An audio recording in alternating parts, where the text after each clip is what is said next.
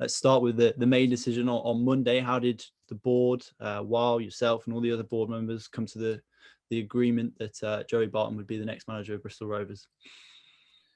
Okay, so it all started off really with Wild being tipped off that Joey Barton would be interested in talking to us about the job when the vacancy arose.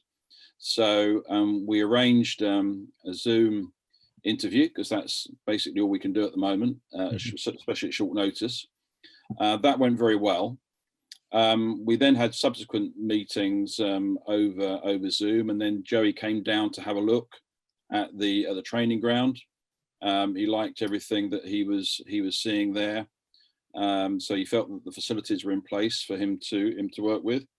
And then we continued sort of talking through the week with him and his representatives about a contract and who he would want to bring in and who we would want him to bring in. And we finally concluded last Sunday, basically, with the agreement that we would offer them the position. He was very keen to get started straight away. So he came down last Monday, spoke with me, with Tommy, with our existing coaching staff and all the players, and set to work straight away in preparation for the game against Wigan. And Joey's already shown a keenness to interact with fans and the wider community, largely through social media at the moment. But how much does that willingness to be part of the community reflect what the club desire from a coach in terms of their personal values? Well, I mean, we are a community-based club and a family-based club. Joey comes from a tough area of Liverpool, Huyton. He therefore knows how important a football club is to the community. He's an Everton fan. He's played for other big Premier League clubs and knows what part they play in their community. And he wants to be involved in it. He wants to play a part, and it's really important to us that he does so, because we want to enhance that community feel around our area of Bristol. And he's described himself as a Marmite character in recent interviews. But how have you found getting to know Joey Barton personally? Well, I'd met Joey very briefly before when Fleetwood have come down, and I found him very personable, very articulate, quite easy to get along with. I like Marmite anyway, so the fact that he describes himself like that doesn't worry me at all. And in the interviews and subsequently meeting him since he's come down, I've found him very intelligent, very passionate about what he wants to do, and I'm sure he's going to get his message across to the players that we want to win football matches, and that's what we brought him in for, to instill that winning attitude. We've got some good footballers in this club. And we need to just draw out of them that extra bit to make them win. I think Joey and his staff will do that. And Joey brings with him a record of developing talent and working in an attacking system at Fleetwood, while becoming a very difficult side to beat, it has to be said. I guess this style really suits Bristol Rovers as a club. Yeah, it's a continuation of what we want to achieve. I mean, clearly we want to be difficult to beat. Any club does, but we also want to do that with a certain style, a certain approach to attacking football. Rome wasn't built in a day, and Joey's going to have to develop that with the players that he's got. And we'll look again in the summer at what needs to be brought in to enhance what we already have.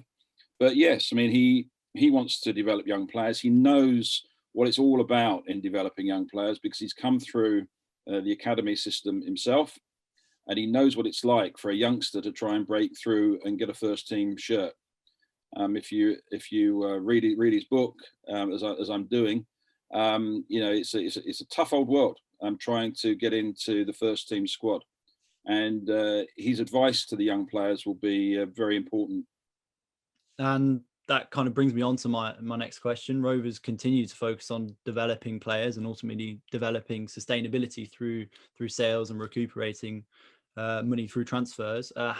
What made you think that Barton was the man that was best placed to do that and kind of buy into that model? I think Joey has this aura around him, and I think that will rub off on players, and he will see how players need to be coached and educated into making the best of themselves. And I think we will see him working with existing youngsters, and I think he will be persuasive in bringing other young players to the club for us to develop further. So there's ticks in lots of boxes basically. And after stepping in as interim manager, Tommy Widrington returns to his role as director of football. I guess his focus now shifts to summer and the windows beyond that, as well as supporting Joey in that sort of transition. Yeah, I mean, Tommy still runs our scouting operation. That stays in place. We've got processes that help us to identify players that we wish to bring in. Joey will be, and his coaching staff will be very important involved in selecting the players that are brought forward. We have a system of doing so, and Tommy will also help with scouting opposition that's coming up for us. So his role now is very much what it was before, and that's looking for players that are specified by the manager, and looking at opposition and making recommendations on which players should be brought in and the strengths and weaknesses of teams that we're going to play. And Barton brings with him 2 members of staff to work in his coaching team. That blend of people he's familiar with, as well as the people who are familiar with the club. I guess that's a really important balance to have.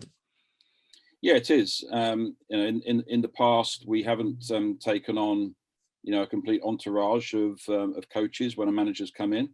But we felt Clint and Andy Mangum were really important to Joey. But we also feel that Kevin and Jack are important to the club. And we've got 100% agreement with Joey that all these coaches will have a part to play, and are vital to the continuing progress that we're trying to make. Yeah, and ultimately, while the wider focus is on development and moving the club forward in the long term, the short-term focus must be safety still. Yeah, I mean, we have to get out of this spot we're in at the moment. It's absolutely paramount that we get out of the bottom 4 and start climbing up the league. So the real focus is winning the next football match, and then after we've won that, winning the one after. So we've got to put a run together. We need 7 wins minimum and a few draws. We're confident that can be done. Joey's confident that it can be done with the players that we have at our disposal. The players have just got to go out and do it and get the required number of points. And finally, what would be your message to supporters who, despite the nature of this season, it's been a hectic one to say the least, they've stuck with the gas and supported in their numbers via social media and through iFollow. So yeah, what would be your message to them? Well, gratitude mainly. Thank you for sticking with us. It's been really, really difficult for everybody. It's been difficult running the football club in these challenging circumstances with, COVID protocols. The players haven't been able to have showers at the training grounds. They've had to turn up in their kit and go home in their kit. It's been a very, very strange set of circumstances that the players have had to deal with. But of course, we're very aware that a lot of our fans have been inconvenienced by the pandemic. We've lost some fans, unfortunately. We know that some have passed away, and our condolences to all the families that have been affected. And we just hope that they continue to have faith in us. We thank them for all the support that they've given to us so far, and we are doing our very best to move this club forward and make us extremely competitive in League One. And our ambition remains promotion to the Championship, and whatever it takes to get there.